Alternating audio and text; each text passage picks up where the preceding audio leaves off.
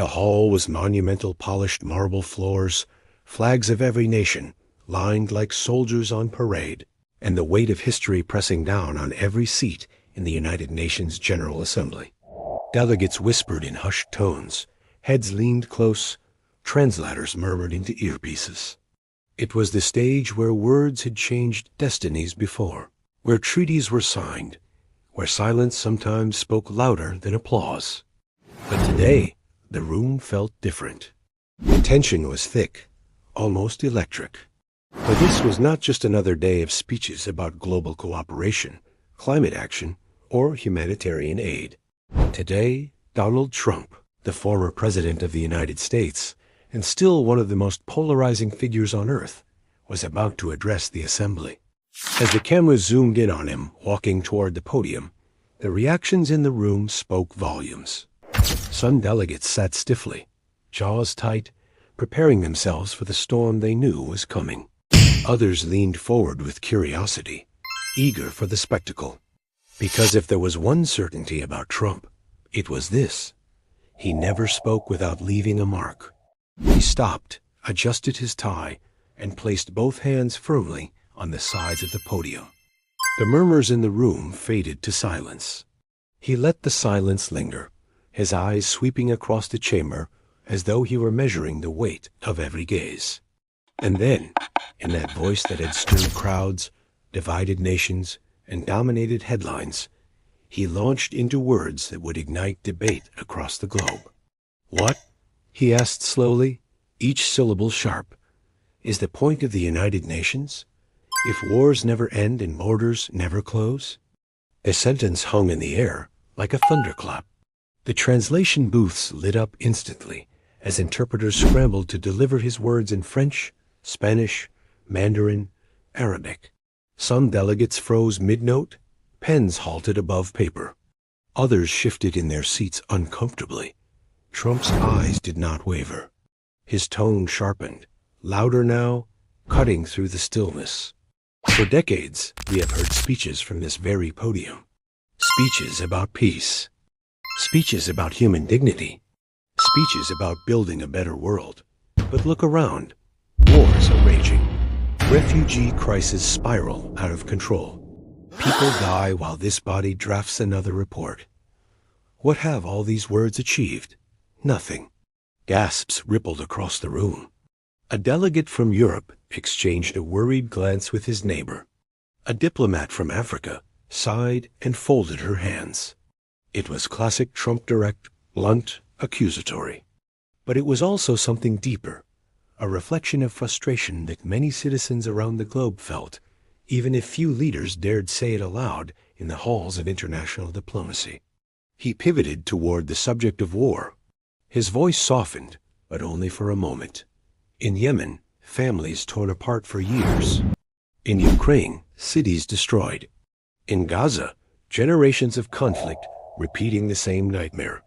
And what has the United Nations done? Meetings, resolutions, sanctions, speeches, always speeches.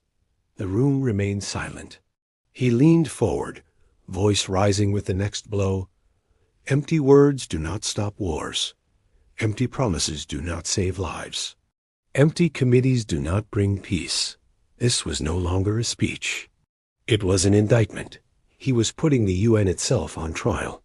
And then, just as quickly, he turned to immigration. "Let us talk about borders," he said. The word borders spat out like a challenge.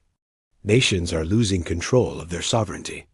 Millions pour in, unchecked, unvetted, destabilizing communities, straining resources, weakening culture. And what does the UN do? Funds programs that encourage these journeys. Celebrates lawless flows as if chaos were compassion. He painted the picture with brutal clarity. Small towns overwhelmed by migrant surges, cultural identities blurred, citizens feeling like strangers in their own countries. "You call it humanitarian aid," he said, wagging a finger at the chamber, "but I call it destroying nations from within." Some nodded, some shook their heads. The division was immediate, visible even in the faces of those who tried to remain neutral. Trump paused, and this time he let the silence draw out again. A silence that made people lean forward, that demanded the audience consider whether his words cut to a truth they had long ignored. When he spoke again, his voice was softer but heavier, like a weight pressing down on the room. If this body cannot stop wars, if it cannot protect borders, then what is it here for? To make speeches? To write papers? To applaud itself while the world burns? The blow was complete. And yet, the real drama was just beginning. Outside of the chamber, the speech was already going viral. News outlets cut into programming. Social media lit up with hashtags. Hashtag unfail, hashtag borders matter, hashtag end wars now. Clips of Trump's most explosive lines spread like wildfire. Empty words do not stop wars. Destroying nations from within. Commentators on live television scrambled to keep up. Some condemned his attack as reckless, undermining diplomacy. Others praised it as raw truth-telling that cut through decades of hypocrisy. But here is where the story deepens. Because while Trump's words landed with fury, fact-checkers and historians immediately jumped into the fray. They pointed out that while the UN had indeed failed to end many wars, it had also brokered ceasefires, coordinated aid, and prevented conflicts from spreading further. They reminded the public that immigration crises were complex, with root causes far beyond UN funding or policy. And so, a new narrative emerged, not just of Trump versus the UN, but of truth versus exaggeration, frustration versus reality, performance versus diplomacy.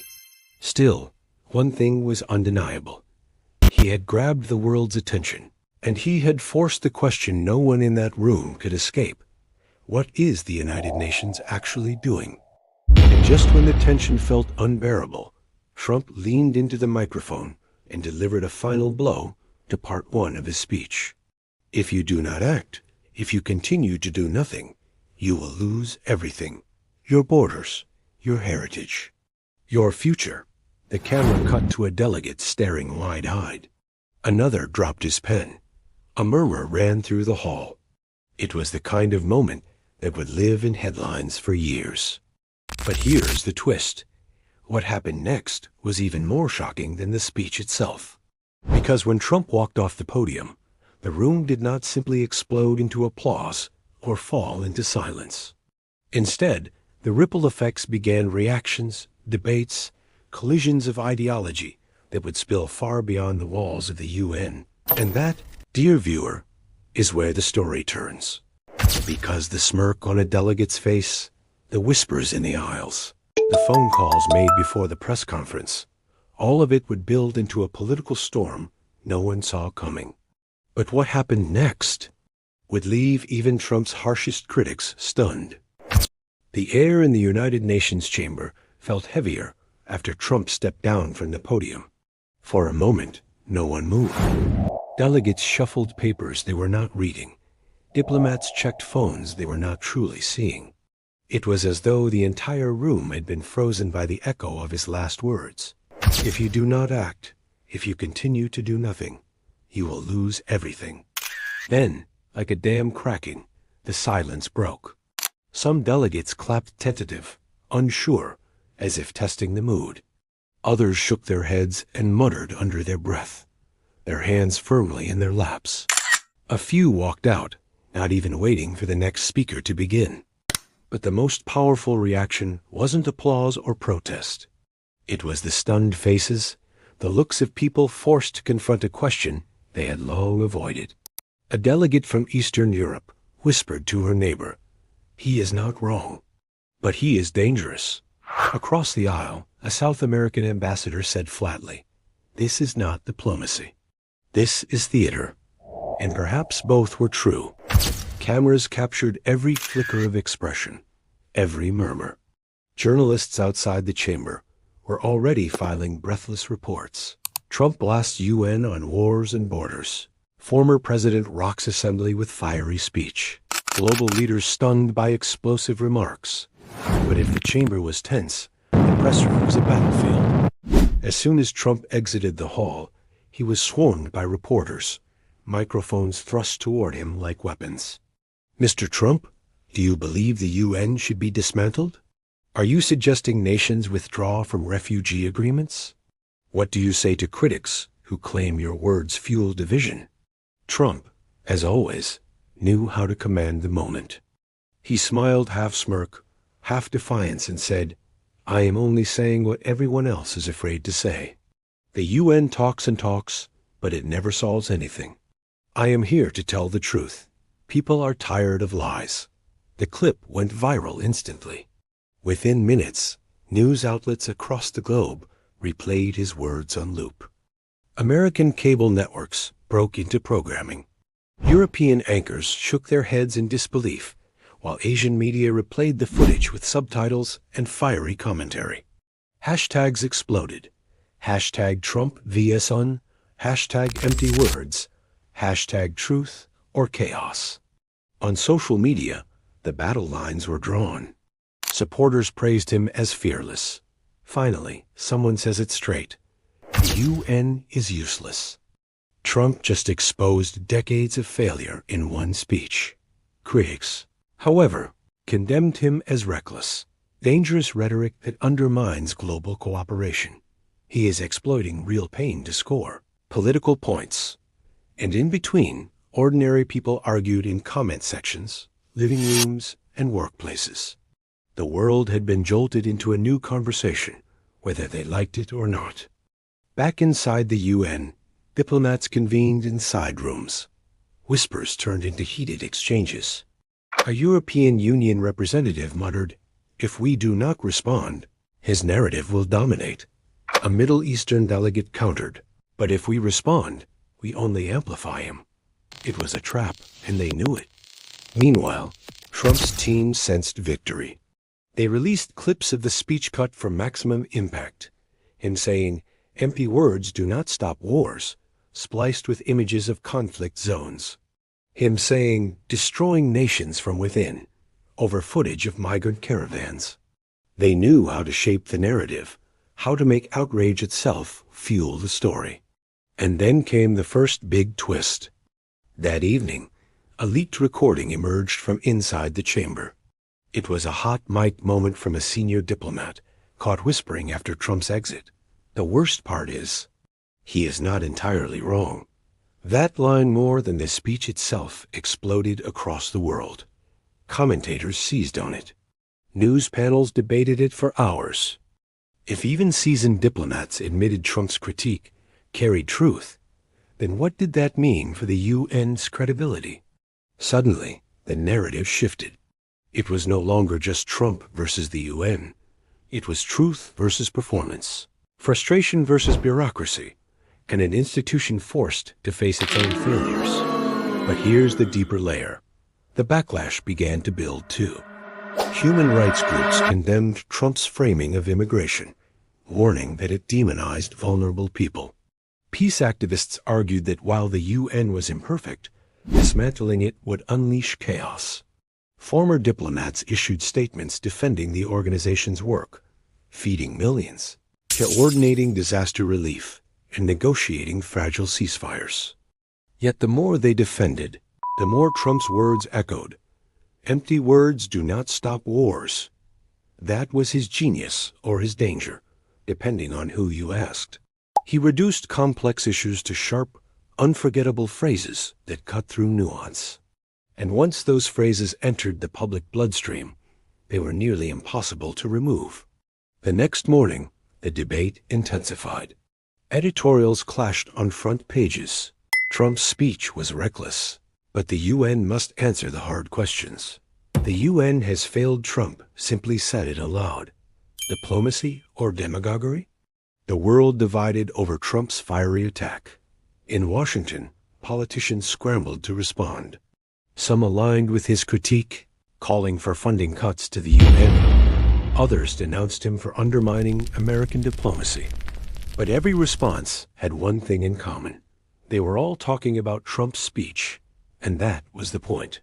Because whether you loved him or hated him, he had achieved what so many leaders failed to do in that hall. He forced the world to listen. The real question now was what came next. Would the UN defend itself with action, or fall into more of the same, more reports, more meetings, more empty words? And as the story unfolded, the world braced for what would follow. Because if part one was the speech, part two was the firestorm. And the firestorm was only growing hotter. But what happened behind closed doors, in the private rooms where cameras could not reach, would prove even more dramatic. For in those rooms, alliances were tested, strategies drawn, and decisions made that could shift the balance of global diplomacy. And when the truth of those closed-door meetings leaked, it would shock even those who thought they had seen everything. The public firestorm was already raging, but inside the United Nations headquarters, away from the glare of cameras, a different battle was unfolding. In a small conference room tucked behind the main chamber, doors shut tight, a cluster of diplomats gathered in urgent session. The nameplates were removed from the table. No translators, no press, just raw frustration. His words were irresponsible, the German representative said, slamming her notebook closed. But if we ignore them, they will spread like wildfire. The Brazilian ambassador leaned forward, his voice low but urgent. You think they have not already spread? Look at the headlines. Look at the feeds. A narrative is out of our control. Around the table, heads nodded reluctantly. Trump's speech had done more than criticize the United Nations. It had exposed fractures that leaders had tried to paper over for years. Wars dragging on with no resolution. Refugee crisis overwhelming nations. Promises made and broken in the name of diplomacy. And now the mask was slipping. The French delegate finally spoke. The problem, she said, is not that he lied. The problem is that he told the truth in a way that makes us all look powerless. Silence settled over the table. No one wanted to admit it, but everyone knew she was right. Meanwhile, down the hall, Trump's team was working just as feverishly. Advisors huddled in a hotel suite, reviewing footage, crafting sound bites, feeding the media frenzy with carefully curated clips. They knew how to keep the story alive. They wanted to stretch one speech into a week-long firestorm, and they succeeded. By the next morning, news outlets weren't just covering the speech, they were dissecting it frame by frame. Analysts pointed to the reactions of stunned delegates, freeze-framing the moment when the UN Secretary-General's expression hardened. Talk shows ran montages of Trump's sharpest lines, replayed over swelling music. Social media amplified it all, memes flying faster than fact-checks could catch up. But here is where the real twist began. Behind the scenes, certain nations began to shift their tone. Privately, diplomats admitted that Trump's critique struck a nerve. Countries long frustrated with endless UN reports and stalled resolutions saw an opportunity.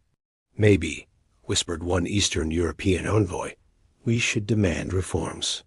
If we do not, he will own this narrative. Reforms. The word lingered like a spark in dry grass. By midweek, draft proposals circulated in hushed emails. Calls for stricter timelines on peace negotiations, stronger enforcement mechanisms, faster responses to refugee crisis.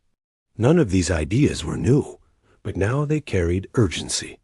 Because the worst thing that could happen was for Trump to be the only one offering answers, however blunt or divisive.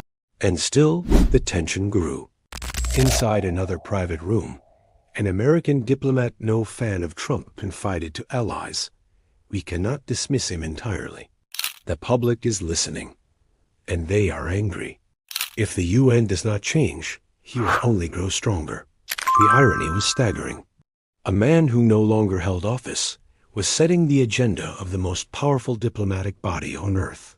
But not everyone agreed. In one of the most heated exchanges, a Scandinavian envoy snapped, we cannot let him dictate our policies. If we chase his words, we legitimize him. A counter-response came swiftly from a Middle Eastern delegate. If we ignore him, we risk irrelevance. Which is worse? The debate raged on, and for the first time in years, the UN was not just managing crisis, it was becoming one. And then came another leak.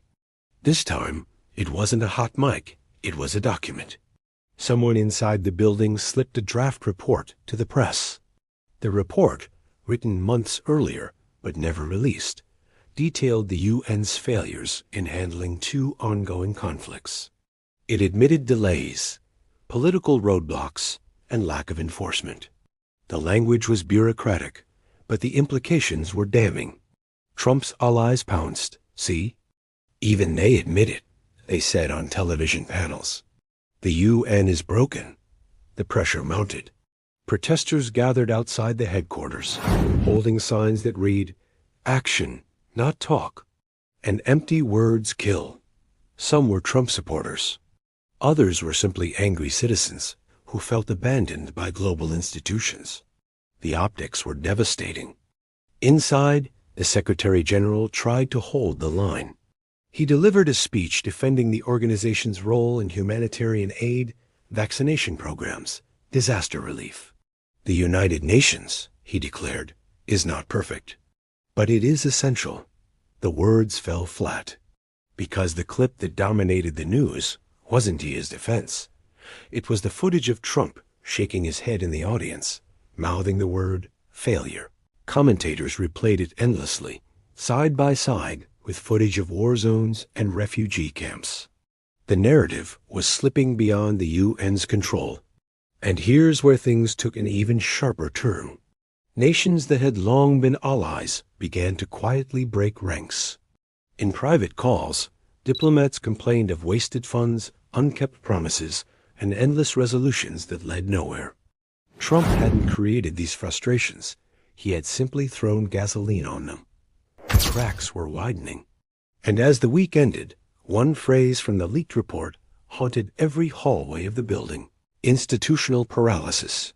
Paralysis, that was the accusation. And it was an accusation the UN could not afford to ignore. Because if an institution built to prevent war and protect the vulnerable was now seen as paralyzed, then what legitimacy remained? The diplomats in that hidden conference room knew it. The leaders whispering behind closed doors knew it. And the millions watching on screens around the world knew it too. Trump had not just criticized the United Nations. He had trapped it. Trapped between defending its record and acknowledging its failures. Trapped between clinging to the status quo and risking change. And the world waited to see which path it would choose.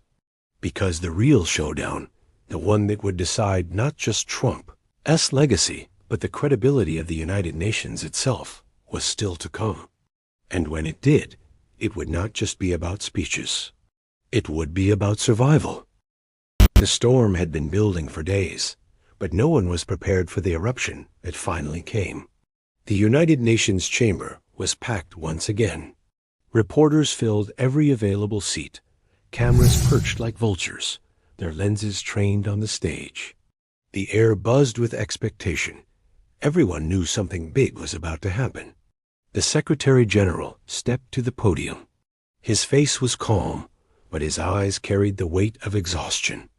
Behind him, rows of delegates sat stone-faced, some clutching briefing papers, others whispering urgently to colleagues.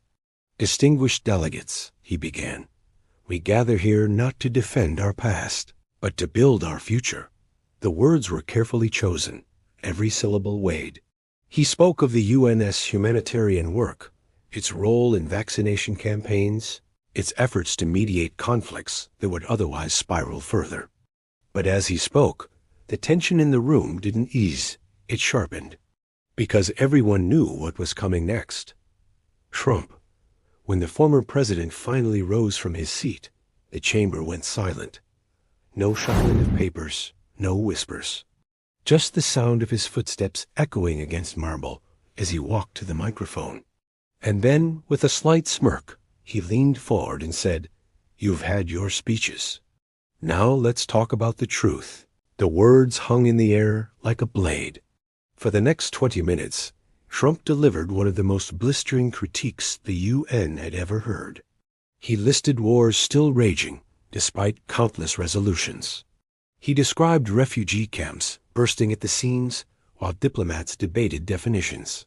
He reminded the chamber of the leaked report, their own words labeling themselves paralyzed.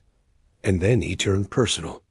You sit here in this room, applauding each other, passing papers, and calling it progress. Meanwhile, families are starving, cities are burning, and when the people look to you for hope, all you offer are excuses. Gasps rippled across the chamber. Some delegates shook their heads furiously. Others looked down, unable to meet his eyes. But Trump wasn't finished. You say I undermine this institution. No, you undermine yourselves.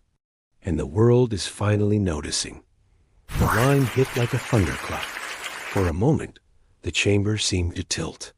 Then, almost on cue, the British delegate rose to respond. His voice shook with anger as he defended the UN, reminding the audience of lives saved, crises averted, disasters mitigated. Without this institution, he declared, the world would be far worse off. The chamber erupted in applause. But Trump only shook his head.